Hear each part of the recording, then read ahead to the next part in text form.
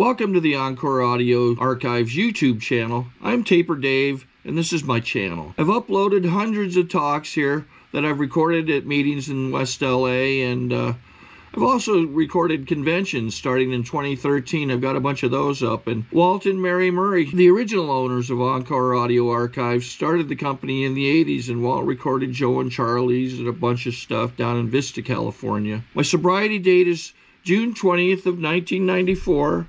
I hope you find something you like, so please like and subscribe to my channel and comment down below. If you want to hear something that I don't have or that you don't see, I'll see that I get it.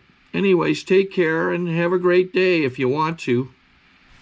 Fear. Fear stands for Facing Everything and Recovery Workshop. Leader. My name is Paul and I'm an alcoholic. Are there any other alcoholics present? Okay. Please join me in the serenity prayer. Oh God, grant me the serenity to accept the things I cannot change, the courage to change the things I can, and the wisdom to know the difference. The topic of the workshop is fear, facing everything in recovery. The following reading is taken from Chapter 5 entitled How It Works of the Big Book of Alcoholics Anonymous, pages 67 through 68. Notice that the word fear is bracketed alongside the difficulties with Mr. Brown and Mrs. Jones, the employer and the wife. The short word somehow touches every aspect of our lives. It is an evil and corroding thread that the fabric of our existence was shot through it and set in motion a train of circumstances which brought us misfortune we felt we didn't deserve, but did not we ourselves set the ball rolling. Sometimes we think fear ought to be classed with stealing. It seems to cause more trouble. We review our fear thoroughly and put it on paper, even though we thought resentment in connection with them. Because we ask ourselves why we had them. Wasn't it because self-reliance failed us? Self-reliance was good as far as it went, but it didn't go far enough. Some of us once had self-confidence, but it didn't fully solve our fear problem or any other. When it made us cocky, it was worse. Perhaps there is a better way. We think so, for we are now in different bases. The basis of trust and relying upon God. We trust infinite God rather than an infinite self. We are in a world to play the role He assigns, just an extent that we do as we think He would have us do, and humbly rely on Him. Does He enable us to match calamity with serenity? We never apologize to anyone for depending upon our Creator. We laugh at those who think spirituality the way of weakness. Paradoxically, it is the way of strength. The verdict of the ages is that faith means courage. All men of faith have courage. They trust their God. We never apologize for God. Instead, we let Him demonstrate through us what He can do. We ask Him to remove our fear and direct the attention to what we would have us be. At once we commence to outgrow fear. The format of this workshop is a speaker to share for approximately 20 to 25 minutes with the remaining time for questions and answers. Please keep your questions in the topic of the workshop. If you need to share in a general way, please avail yourself to the marathon meeting being held in the Pasadena room off to the lobby. I would like to introduce our speaker, Nathan Y. at this time.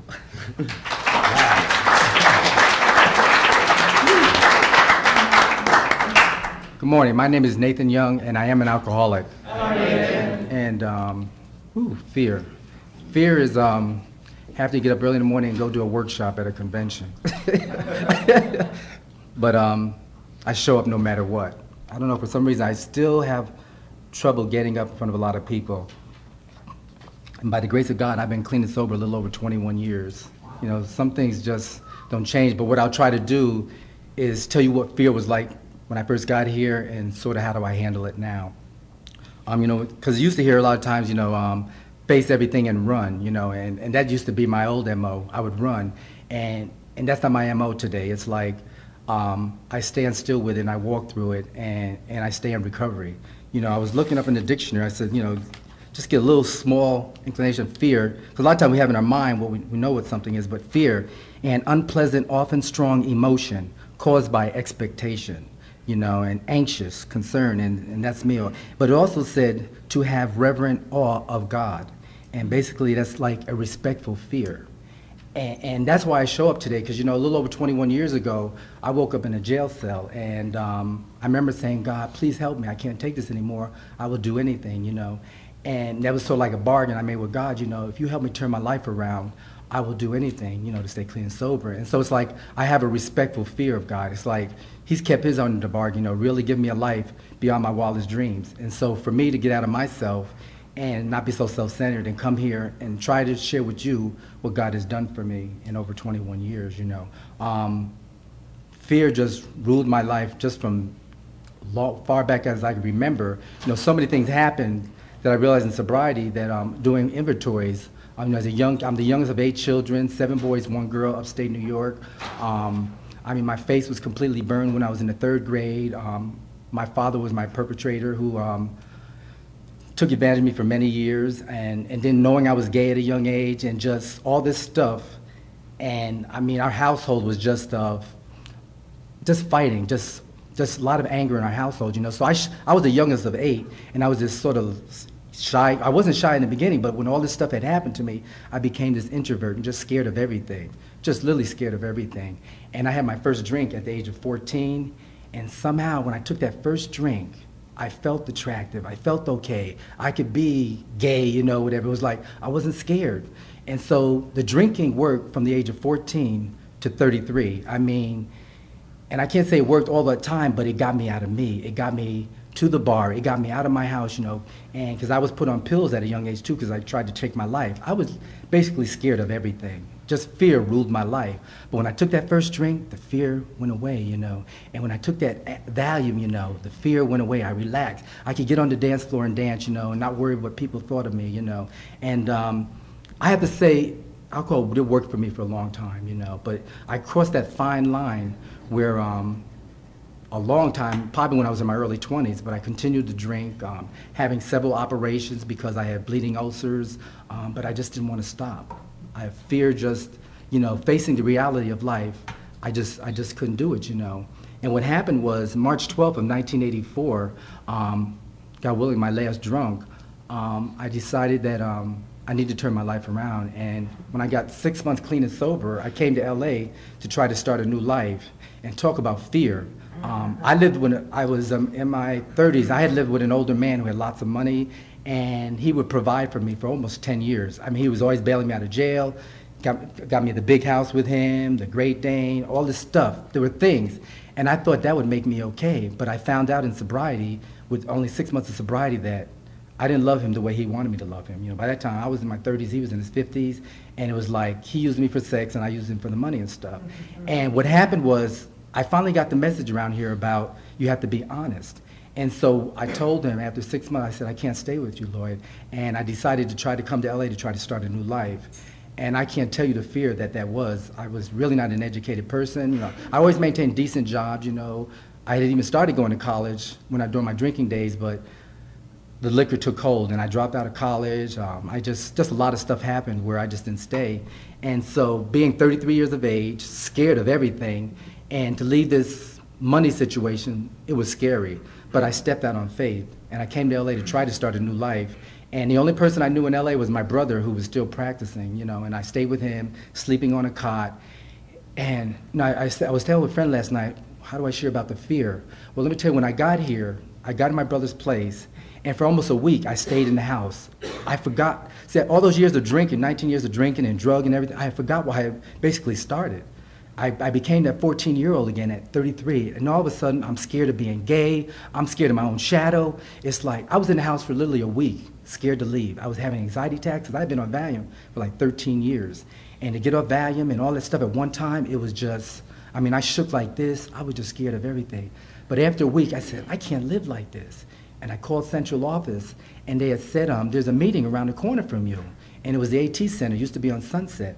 And I went there, and they said, anybody here from out of town? I was so scared, but I slowly raised my hand. And I can't tell you the people that came to me, they gave me their phone numbers. I was telling them about the anxiety attacks I'm having. I'm just scared of everything.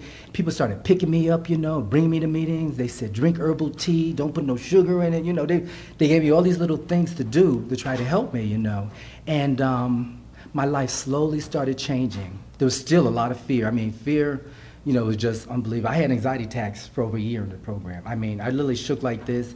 I would get myself to a meeting, and when the meeting was over, I would run home, get in the covers, and I had to do that for a long time, But what happened was I started participating in my own sobriety. I started getting commitments. Now, mind you, I was going to meetings I got to the point where I was going to meetings 3 times a day. I would go in the morning before work, I would go in my lunch hour, I would go after work. I started really getting involved in Alcoholics Anonymous. I started making cakes for meetings. I mean, I was known as the cake lady. I just did a lot of positive things. And although I had a lot of fear, I walked through it. And I didn't realize that God was helping me, And there's so many things that happened in 21 years of walking through so many different kinds of fears, But I wanted to share about the anxiety fears that, because doctors told me that I would have to take Valium for the rest of my life because I was diagnosed agoraphobic.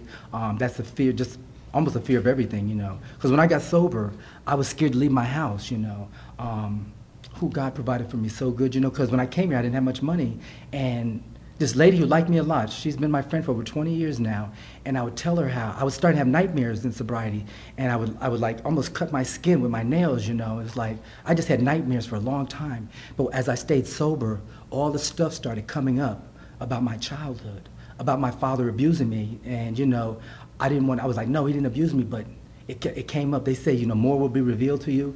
And I had to admit that my father did abuse me, all this other stuff. And I had to start trying to forgive myself because I did a lot of damage to myself, both physically, even physically, I got a scar that goes from here below my belly button. I've been opened up 3 times because of my drinking and using, And I didn't realize I had to learn to forgive myself too, as I started doing all this stuff and peeling the onions that they talk about, the fear got a little bit better, It got to the point where I could walk through it a little bit better. I'll tell you this, I had so much fear. She had got me a therapist that was charging me $10. This guy met with me for 4 years, and he would meet me after he worked all day. He would meet me in a church, and he worked with me for 4 years. I mean, that was God. This guy had kids and everything, but he saw something in me that he had even told me one time. He said, I've seen people who've been not even near through what you've been through and has committed suicide. But what happened was I started telling him everything about the physical abuse, about the sexual abuse. And this man he worked with me for 4 years. And I'll never forget, it was in a 4 year, I went to meet him one night, and I said, Aaron, I want to thank you, but I said, I think I can move on. He said, you know what? I was going to tell you tonight, Nate, I think you can move on. It was like, God just did so many wonderful things for me, And he came to a couple of my AA birthdays, And this man was like, he was like an Eskimo in sobriety, And God knew what my heart was. I know that for a fact. God knew that I wanted to turn my life around. And as long as I walked through that fear, God has provided for me in so many ways. Like I tell you, beyond my wildest dreams, And here I am at 21 years, and God has just given me so much. And I want to just share some of the fears that I'm going through now. This past year, a little over a year, has probably been the hardest part of my sobriety. I've been on a pink cloud for just many years because I just love life, No matter what you hear today, I love this program. I am totally happy, joyous, and free. But there are things that happen in sobriety that you just sometimes have to hold on, And like I said, I was thinking about fear, and this past little over a year, all the things that have come up for me, it seemed like at once, but how I've been able to, how I look at it differently, how I handle it. A little over a year ago, my mother passed away, and I thought that would be the most scariest thing to walk through in sobriety, and I was able to be there for my mother for over a year and a half, almost 2 years. And I walked through it. My mother's back east, and I was told she had not a long time to live. I make this as possible, but she ended up living almost 2 years. And I was able to go back to New York 13 times. And I don't know how it happened. I look back now, I don't know how it happened, but it happened. But I'll never forget it. I was in my room one day, and I said, God, I need you to help me to be there for my mom the best that I can. And I let it go, because I was having fear. I was like, what am I going to do? I was going crazy. And I had a moment of clarity to be still and ask God. And that's when the ball started rolling. God just started providing for me. I was flying home literally every other month. I would leave on a red eye on a Thursday night. I would work my job Monday through Thursday, 10, 11, 12 hours, get all the work caught up and done. I would leave on a red eye Thursday night, and I would stay there till Monday and fly back, another red eye, and go right back to work. I did that for almost 2 years. I look back now, I don't know how I did it, but I did it. I got free tickets. I mean, I didn't worry about money or anything, you know. And my partner and I had recently bought a house, you know, and all this. I was like, what am I going to do with the house, da, da, da. And I said, let go and let God. And God provided for me. I got free tickets. I mean, one time I left my mother. I said, Mother, I don't know when I'm going to be back to visit you. And I got to the airport, and they had overbooked. And the lady said, we're going to give you a free ticket. You know, sorry, da-da. And they overbooked. And then they said, when you get to Pittsburgh, go up to the station. And I got there, and I had to call my partner to tell him not to pick me up. I'm not going to get, instead of getting at 8, I was going to get at 11. My partner, I got to the agent. She says, here's a free phone card to call people, let them know that you're going to be late. And she said, here's the dinner card. You go have dinner in any restaurant here at the hotel. And I went to the restaurant. I called my mother. I said, Mom, I'm at the airport having a turkey dinner. And I said, I'll see you next month. She said, what you mean? I said, I just got a free ticket. I said, I'm going to see you next month. And she grinned and laughed, you know. She said, my baby, she said, God is powerful. And I said, that's right, you know. Those are the little, I can't tell you all the miracles that happened, but it was miracles like that that happened because I walked through my fear and I showed up for my mother. And I did a lot of I did 2 years of journaling. I learned about my mother picking cotton. You know, I was able to get my mother's 73rd wedding anniversary, 74th wedding anniversary. Her and my father married 74 years before she passed. And I was able to do that. Now, I got brothers right in her hometown that didn't visit my mother in the nursing home because they're still in their disease. My mother said, Nate, I saw you more times. You live out in California. And she says, she couldn't understand it. And I said, Mother, God. And my mother's a firm believer, God, you know. So those are just some of the miracles that happened because I was able to be still, walk through my fear, and just give it to God, you know. It's things like that. And what's in my life right now. And shortly after that, my mother passed. A couple months later, my job was giving me a lot of trouble. You know, my job I've been on over 16 years. They were just doing a lot of things to me the past year. That I was going through this with my mom, and I put up with it because I had a lot of vacation time, I had all this other stuff, and I couldn't start a different job because I wouldn't be able to take time off to be there for my mom. So I hung in there with this job, and after my mother passed, a few months later, I said, you know what? I don't deserve to be treated like this. Although I was scared, I said, God, I'm in a 401k, I'm in all this other stuff, you know, I'm making a good salary, and nice office in Century City, but this program taught me about not being a doormat to people and stepping out on faith, you know. And to be in your 50s and to start anew, believe me, it was very scary. But I said, you know what? I was in my office one day, and I said, you know what? I don't need to live like this. And I walked away from that job last May, and I haven't worked in a year. And I'm going to tell you, God has provided for me in this past year that has been unbelievable because I walked through my fear one more time, and I stepped out on faith. This past year, I have been to Cabo, I have been to Hawaii, I've been to Vegas a few times, I've been traveling and not having any fear of what's going to happen. And now, you know, now I'm thinking about going back to school and walking through that fear. And I've been seeing an acupuncturist now, and because another thing that happened a few months after I left my job, I found out that I had hepatitis C. And what happened was I was feeling tired a lot, and I thought it was because of the stress of my mom and the job and everything. And I told my doctor, I had a new doctor, and she looked at my files, and she says, you were diagnosed with hepatitis C in 1999. I said, well, nobody ever told me, you know. I mean, nobody ever told me. So I had to walk through that, and automatically the fear started coming. I'm going to die, and da-da-da. And then I had to be still. And I said, Nate, you have had over 20-something wonderful years. Whatever happens, you're going to be all right. And the doctors wanted me to get a liver biopsy and all this other stuff. And I just said, you know what? I don't want to go through all that. And I'm starting to do natural herbs now. And I'm doing the things that I've been doing in sobriety. Work out daily, you know, and I'm getting back. I started yoga this week, you know, and my body's a little sore. But, no, I did yoga, you know. And I tell you, for 50-something years old, I feel good. You know, and all the stuff that I've been going through, Ooh, and I was just trying to give you a little bit of inclination to this past year that has been a lot of fear coming up, but I've been walking through it. And where I'm right now with fear, you know, I have a sponsee that I've been seeing him decline the past 6 months.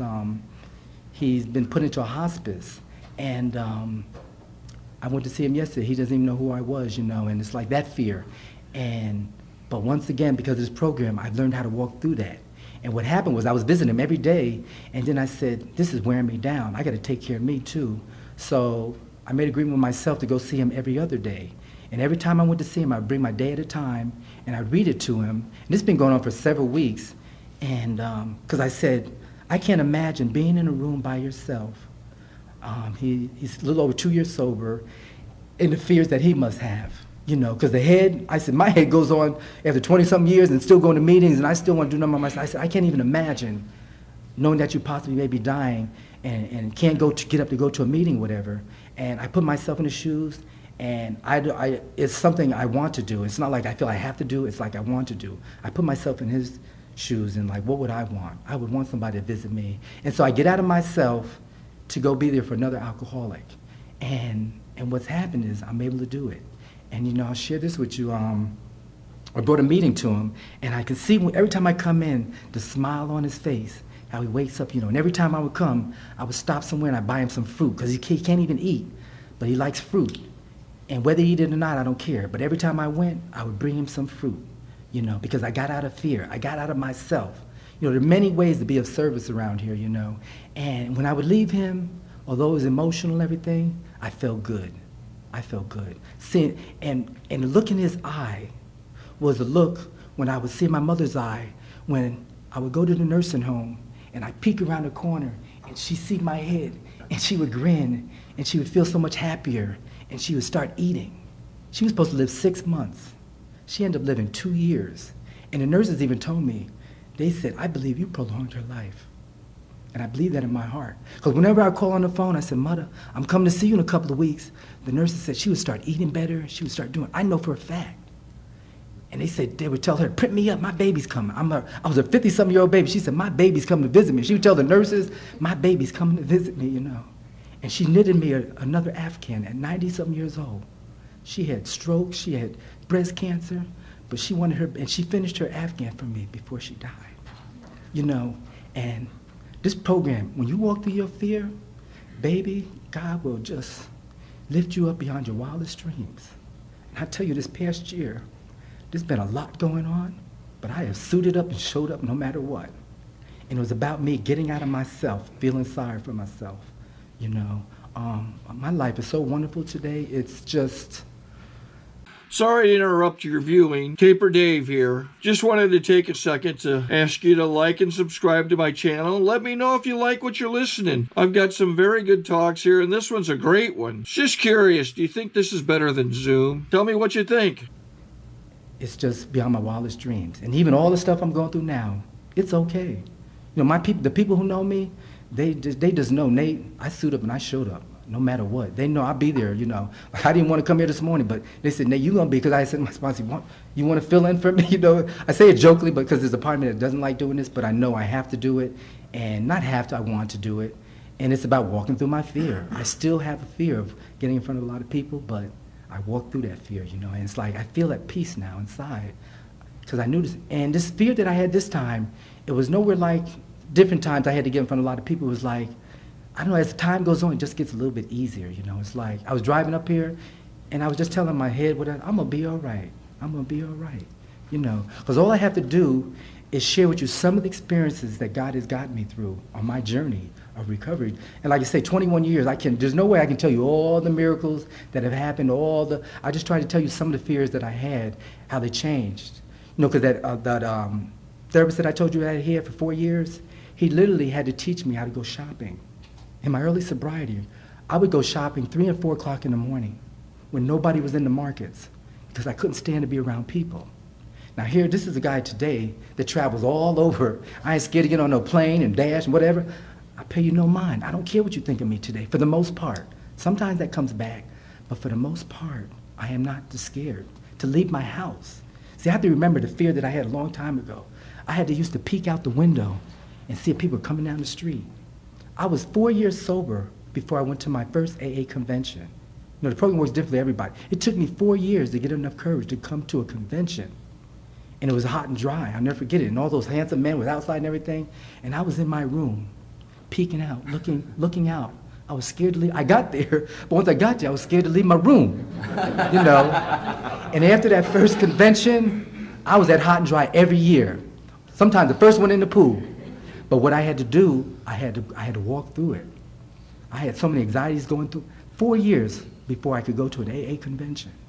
It works differently for everybody. Because see, I was one of those ones sicker than others. I was one of the ones who were literally in the gutter when I got here. And I had put so much stuff down for over 33 years, a lot of stuff. And then I had to deal with the everyday living of stuff, and then to get rid of all that baggage, because a lot of time in the program, I was walking around with all that baggage. That's why I was having anxiety attacks for over a year in the program, because I'm holding on to my baggage. You ain't getting this. I'm not sharing my stuff with you. And my father told me, you don't tell nobody nothing, you know, whatever. And he didn't want me to tell those secrets. That's what it came to be. He didn't want me to tell those secrets. And the program taught me about doing a thorough inventory.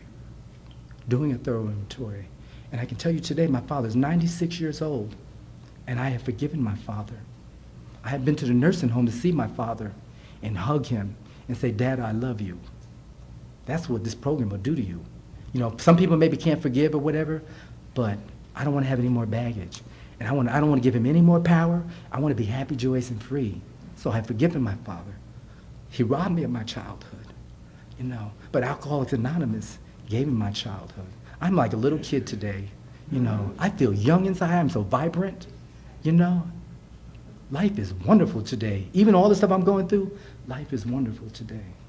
You know, and if there's a newcomer out here and you made it to the convention, you can do it. I'm telling you, you know, because this can be overwhelming for an alcoholic, you know. But you just, all you can do is do the best you can, get into the big book. You know, the big book is where it's at. You know, I went to the same big book meeting for over 10 years because I had to admit, I don't know anything about life. I don't know anything about living. I came from the most dysfunctional family, and everything they taught me, I had to throw out, and I had to start anew. I had to start totally anew, and you know, I'm still peeling the onion. You know, even after all these years, I'm still peeling, I'm still learning, and whew, I love this program. You know, I can't say enough about it, and I think I'm gonna end it with that. Thank you all for being here.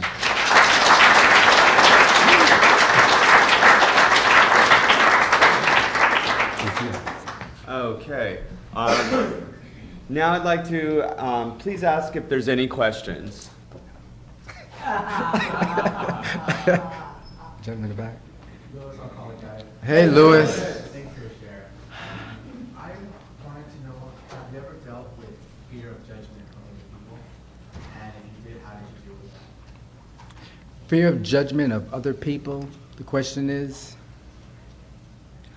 I don't know. I'm sometimes very good at judging people, you know, and the program, and that fear is about, I try to take a look at it.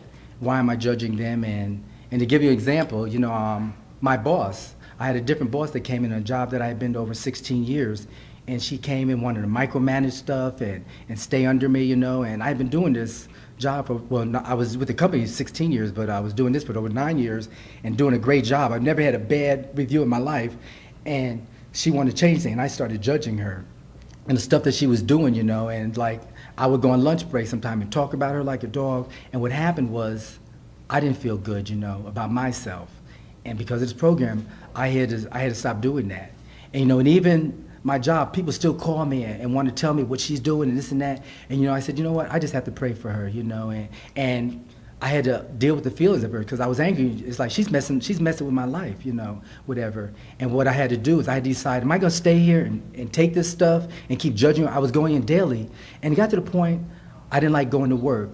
This job, I've always liked it. It wasn't my love, but I liked it. And it got to the point I didn't like going to work anymore. And then every day I'm judging her and just talking about her like a dog, and I wasn't feeling good. And what happened, I decided I need to walk away from this. Because living like this, just, I don't want that anymore. You know, and I'm not, all I can say is I don't do it near as much as I used to.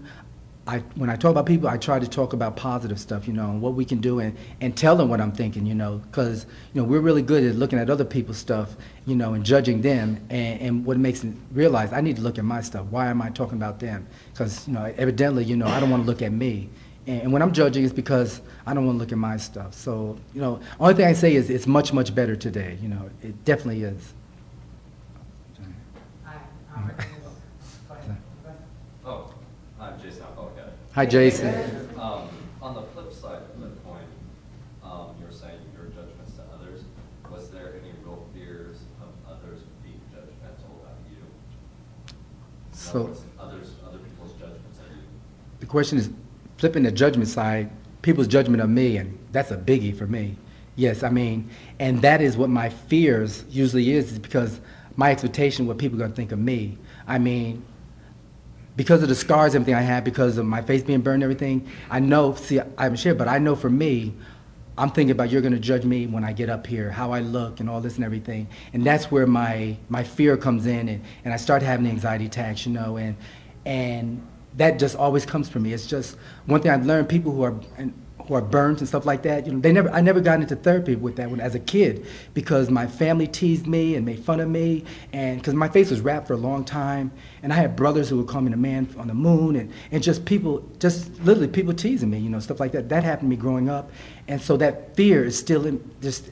The mind is an incredible, you know, computer, and that still comes with me. And I know for a fact when I have the fear, it's because I'm thinking how you're going to judge me when I get up here. But how I get beyond that is that I know God loves me just the way I am, and I am okay, and I have people in my life who love me just the way I am. And when I get into that, that's where I learn how to relax and breathe and don't get that nervousness like that and shaking. Because that it still comes very strongly sometimes, you know, and that's something I have to continue to work on because it's just, you know, it's just a part of me right now, you know. But the thing of it is, I don't let it take me hostage. You know, because me, the fear that I would have, I would not come here and speak. I would just make an excuse or whatever, and I show up no matter what, you know, because I know I'm always going to think about how you're judging me. But what it is, I don't let it take, I don't give it a lot of power like I used to. Thank you. Hi, my name is Michael, and I'm an alcoholic. Hey, Michael. Thank you very much. I got a lot from this workshop. This is amazing. Fear, wow, you know, I have to look back on my first attempt at my fourth step. Everything was bubble gum, lollipop, and I didn't want to disrespect the memory of my father, and I didn't want to disrespect the memory of my mother. My mom just died back in July last year, and my dad died in '95. And I was like, you know, bubble gum and lollipops and rainbows and you know, and gum, and everything that's. In my first attempt, I was not able to speak ill of the dead, but if I don't face feelings I was going to, my fears are going to keep coming back that I was not good enough, and I'm not worthy of help, and I'm not worthy of love, and I'm not, you know, and I have a wonderful lover, and I absolutely, we love each other to pieces, you know, and we're both in recovery, you know, but from the day we met, back in August 2002, we treated each other, you know, 2001 actually, we treat each other with respect and with care, and we really treat each other with kid gloves. I just wanted to say thank you for your share. That was an amazing thing. And then I wanted to show you this, and that you may want to borrow this for a while. This is one of the grapevines. Yeah, the title of the magazine, of this article, of this particular issue is Navigating Middle Years of Sobriety. And they consider the middle years anywhere between 10, 15 years up to like 25 years. You know, that's the middle years of sobriety. So there are a lot of things in here that I've been reading this, the grapevine, after reading my subscription. I love the grapevine. It gives me a lot of insight, and they look into things and they delve a lot deeper sometimes in even regular meetings or even a workshop we get into, but wow, you have a lot to say, and I want to talk to you. Okay, thank you. You just want to share. Hi, my name is Michael, and I identify as a drug addict. Hey, Michael. Hi, Michael. You mentioned that you were on Valium for 15 years and that you were diagnosed with agoraphobia. What is your take on people new in sobriety that are perhaps newly diagnosed that are prescribed like psychoactive medication by the doctor? Did you take, or would you have taken if you were prescribed? Question is about when I stated about being agoraphobic and basically would I take it or? Yeah, what's your take on it? Do you think it's a good thing, a bad thing? Well, my take is it's an individual decision. I don't put anybody down as taking medication or whatever. Well, for me, I felt that I just wanted to get clean and sober, and I wanted to deal with all that stuff. I mean, getting off Valium was like the most difficult thing yeah, I can't even tell you in words, the nightmares, the anxiety attacks, it was just unbelievable. But what happened for me, I made a decision that I wanted to clean my body of all of that, no matter what. And it was very difficult. Like I said, I had to get into therapy, and I was told that it was going to take a little more than a year to get through the withdrawals, which it did. It probably was almost 2 years. And matter of fact, when I went through all this stuff with my mother and all this everything, the doctors wanted me to take an antidepressant, whatever. And I was like, no, I don't want to do this. I don't want to get back on medication, whatever. I can get through this. And like I said, it was a personal decision, and I've gotten through it. And see, the doctors, for me, my opinion, a lot of times doctors just want to medicate you, don't want to get into the solution. And it was like, let's put a Band-Aid on this. Take a pill, it'll fix it. And because of the program, I was able to say, no, I can get through this. And I ain't gonna lie, I had my moments that was rough, but I got through it. And it was a little over a year now that I've gotten through it, you know.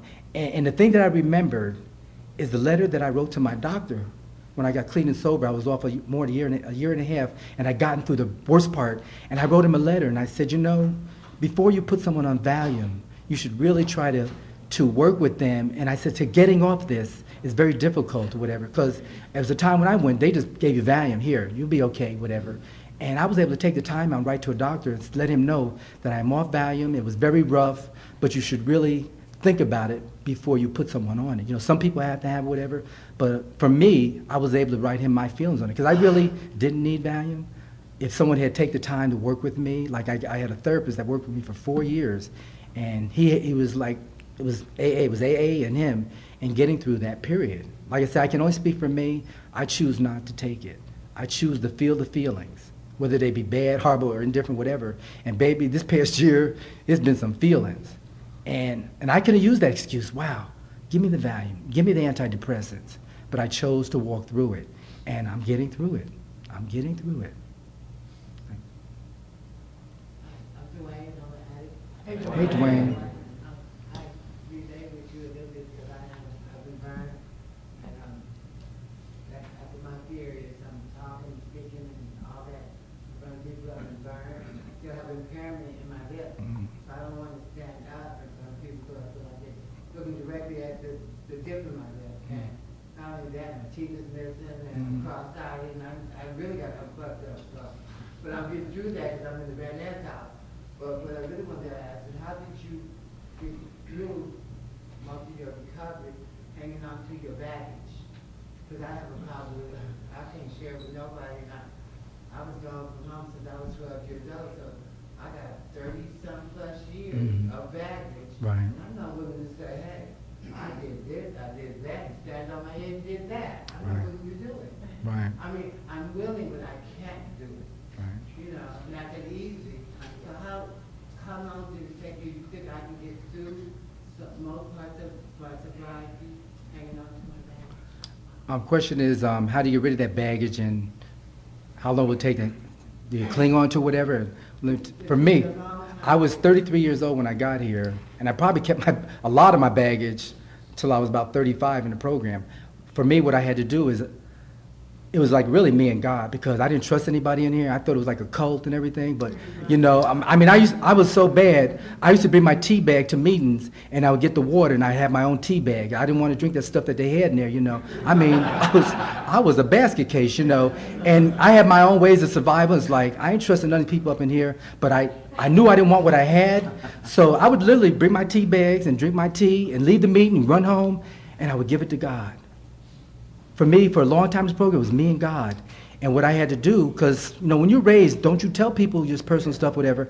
I did that for a long time. But what happened, the bags got real heavy, and I said, what I started doing, maybe I can trust somebody one-on-one. So I would listen to people in the meetings, and sometimes I would feel something. When somebody got up there, when the fog lifted, you can start to hear in people's voice that you believe, you'll feel it. You're like, wow, I can feel this person's genuine, you know. And what happened was I would pull if I liked what somebody had, I would say, can you talk to me? And I slowly started talking to someone one-on-one, because I couldn't share in the meetings for a long time, but I would share with somebody one-on-one. And he would tell me, then he got me to going downtown to LA County hospitals, you know, speaking bedside. And then I would see these people in bed, And I was like, how could I feel sorry for myself, you know? And I had to slowly learn to get out of me. And what I realized, I had all this baggage because I was so self-centered. It was always about me. But when I started getting out of myself and going to hospitals and speaking, the bags got light. I put the bags down to be there for another person. And see, that's why today I'm of service in many different ways, because I learned when I get out of me and be of service, God provides for me in ways beyond my wildest dreams. And do I think you can do it? I don't think you can do it. I know you can do it. I know for a fact. And keep in mind, and say to yourself, sometimes I had to say this, no matter what people think, I'm a child of God. And he loves me just the way I am. Bald head, scars, whatever and everything. He loves me just the way I am. And sometimes that just gets me out my house and saying, I'm okay. God loves me. It doesn't matter what you think about me. And that has worked for me for a long time, you know. I don't think you can do it. I know you can do it. Thank you. You're welcome. Hi, Ray, alcoholic black man. Hi, Ray. You know, everything you share, I really, really relate to a lot of what you're talking about, because my family also was very dysfunctional. You know, I'm black, Mexican, and Spanish, and racism started in my family, and I internalized that, as well as homophobia. And I feel like right now, I'm like that 6-year-old, 7-year-old kid.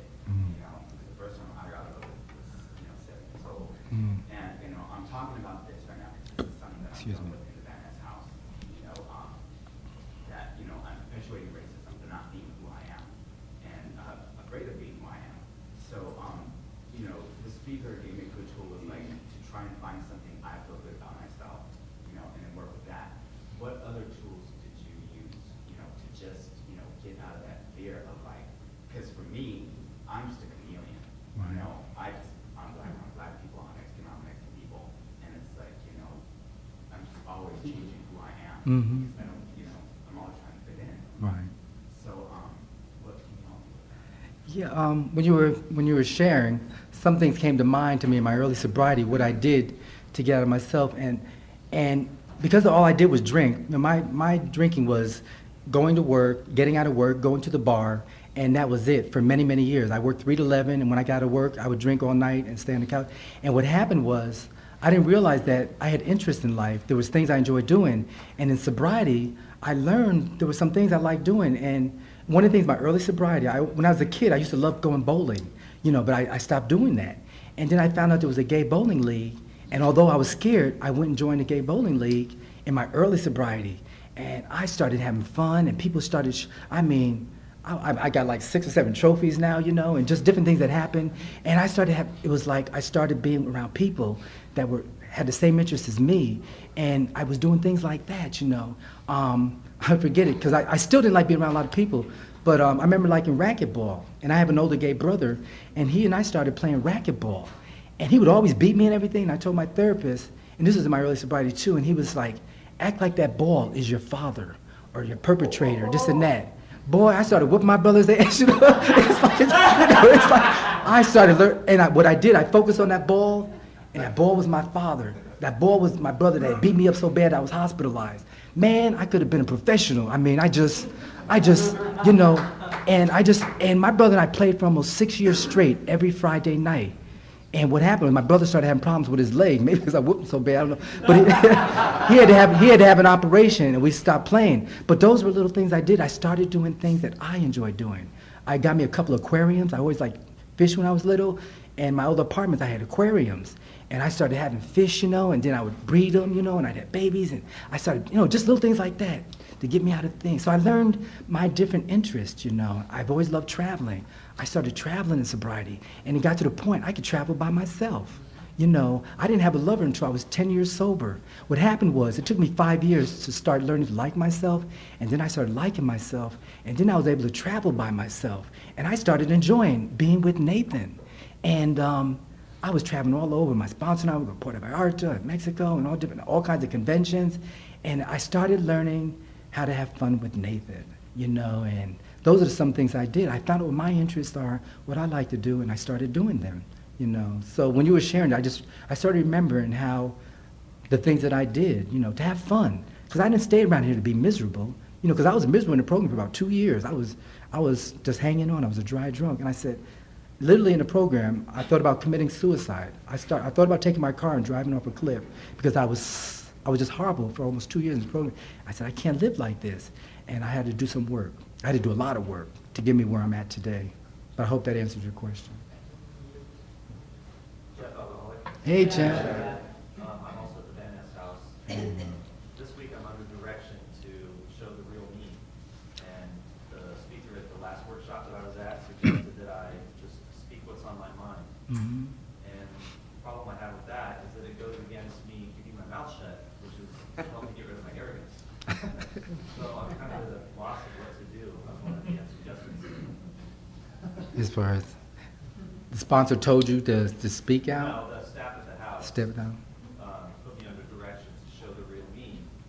Somebody suggested that to show the real me, I should speak my mind and say what's on my mind and just show my true feelings. Mhm. But I've also been under direction to do more active listening instead of, having diarrhea of the mouth. Mhm. To help me with my arrogance. So it's kind of like speak, don't speak. You asking my opinion on that? Yeah. So it's gonna be 2 out of 3 maybe? What I learned from me, because I came to the program in 1980, and I went to a rehab and a detox, and I was a 60-day wonder, and I had all the answers, and I had diarrhea of the mouth, and I went to the bars telling my friends, you don't have to drink anymore, and da-da-da, and I'm gonna tell everybody how to do it, and I went back out maybe after 90 days or whatever, and I went on a 4-year run. And I damn near died. I ended up in a mental institution because I took my car and drove it into a police car with 2 policemen in it. And in 1984, when I got here, I decided that I'm not gonna have no diarrhea of the mouth. I'm gonna listen.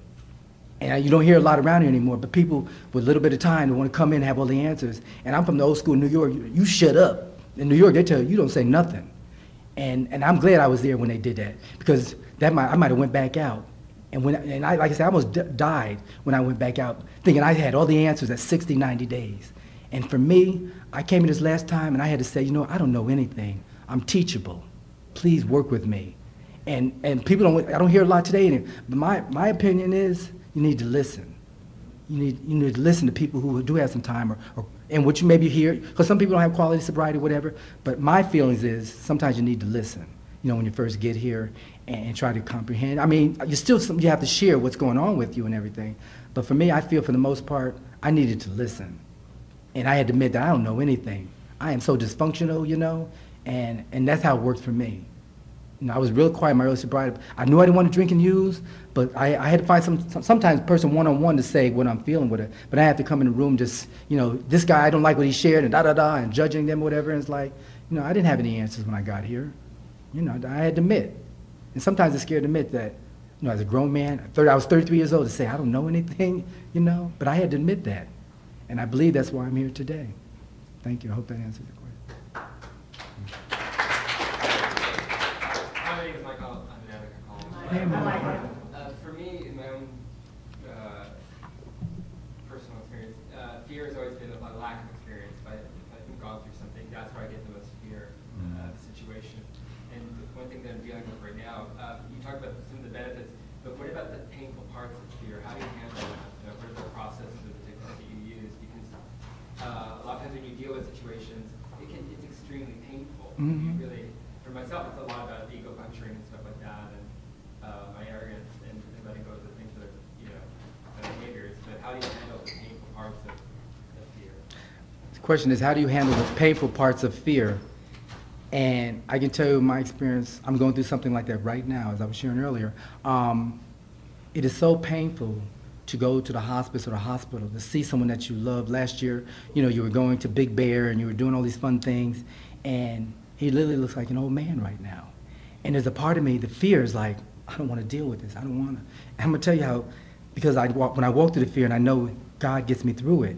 Yesterday when I called the hospital, the nurse told me, she says, he's in the intensive care unit now, respiratory. They're going to run some tests on him to find out what type of pneumonia it is. And she said he won't be awake maybe till like 4 o'clock or whatever. And this was around 1:30, and I was getting teary-eyed. And then I was being still. There was fear and everything. And some said to me, it was just a plain, because when I be still, for me, God comes to me. And some said to me, go there anyway. And I knew maybe I'd be there, because lady said he ain't gonna be out 3 or 4. And I followed this feeling, because it comes to me quicker today. And I went anyway. And I got there, and he wasn't there, and he was upstairs, whatever. And I said, I'll walk around, maybe I'll come back in a couple of hours. And what happened was, I walked out, and his mother was in the corner, sitting by herself. She had been there all night. And she said, Nathan, you're here again. And she hugged me, and she literally almost cried in my arms. And we comforted each other. And see, the whole head, fear, you don't go up there. Maybe I'll go tomorrow after the convention. I was able to be still, and some told me to go. So I have those moments where I know God is telling me what to do. And she and I had a great talk. And I hadn't met his mother ever, because she's very religious and sort of not into his being gay and everything. And she has gotten to know me because I visit him a lot. And she took me by the hand yesterday. She said, Nathan, you're a nice person. Thank you for being there for Michael. She says, thank you for bringing the meetings to the hospital, you know. And had I lived in my fear and stayed in the house and not visit him, I wouldn't experience that, you know. And she likes me today. And this makes her open her head more to gay people, you know. She said, some of his family members haven't even been there, but his gay friends have been there, and Alcoholics Anonymous have showed up. And see, when you get out of yourself and walk through your fear, God's got like the rainbow at the end of that. Because when I left there, I felt good, and it gave me some more strength that I'm going to beat it for him. I'm going to walk through this fear. And I've had a lot of those experiences. I've had a lot of people dying in 21 years. In 1 year, I lost 13 friends to AIDS. But I showed up. I walked through that fear. And see, the only thing is now I have experience. Although it's still hard, whatever, I do it no matter what, you know. And through that, I've learned how to be a friend today.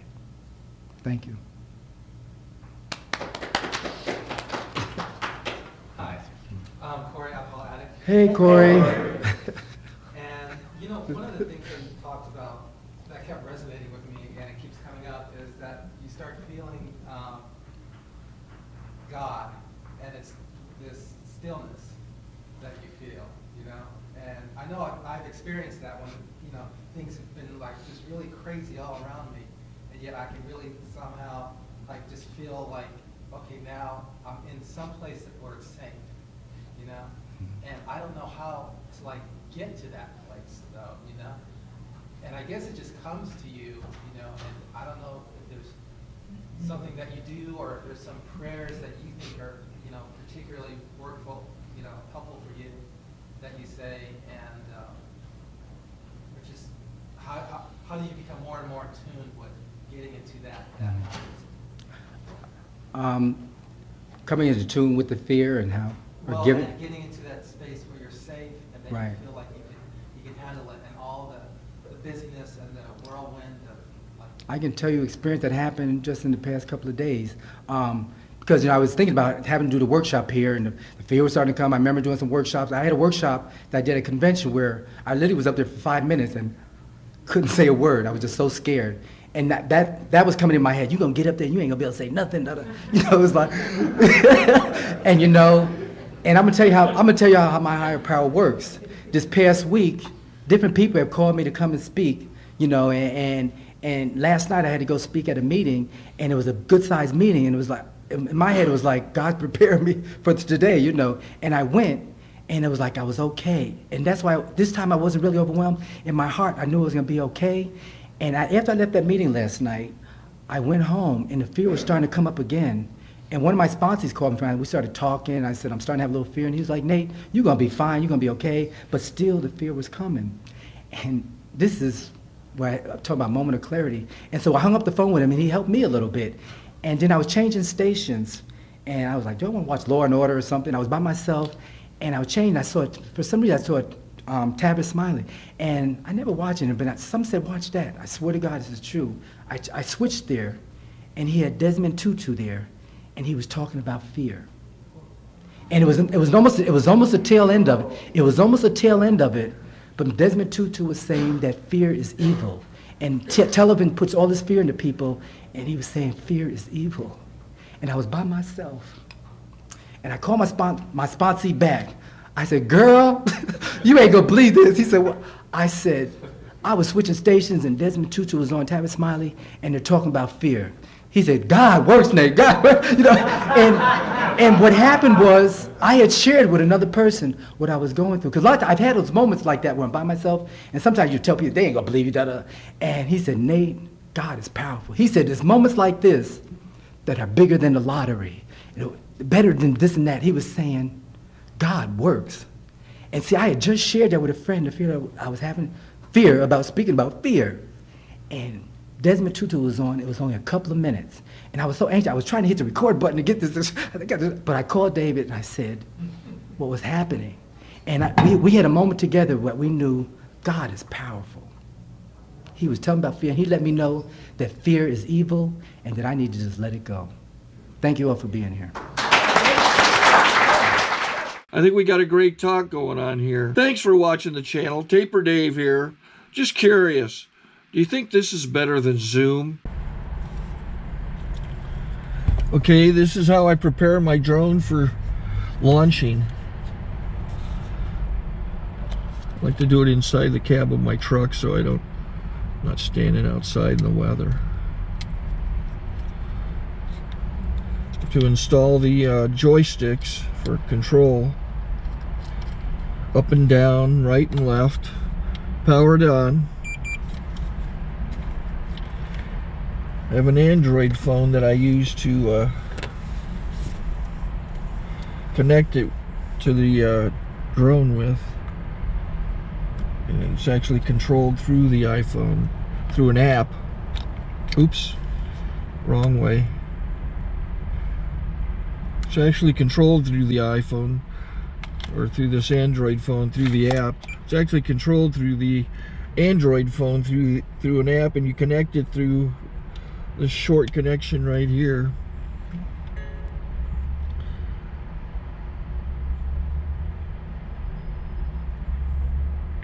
Remote control connected. Remote control's connected. So I pull out the drone. I have to extend the legs. Long legs extended first, then the short legs. Remove the gimbal protector. Set that aside, then power it on one short burst and one long burst. I lay it down. So I have to go to calibrate. So the drone's not connected yet.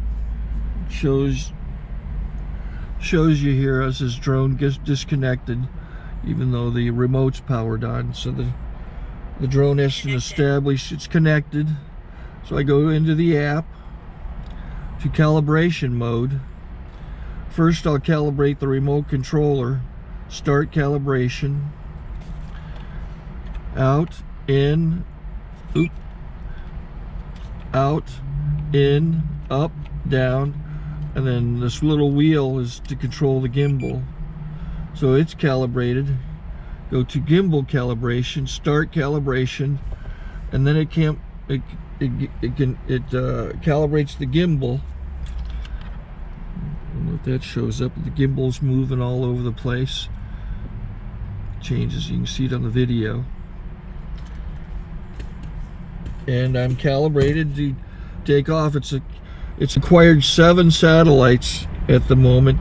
There are 26 satellites up in the sky, which it has to acquire before you can take off. So it's connected. It's got enough satellites. This is white. I can go to press this little arrow button, swipe right to take off, and it would start the motors if I slid this to the right. But I'll wait till I get outside. Don't want to do it inside.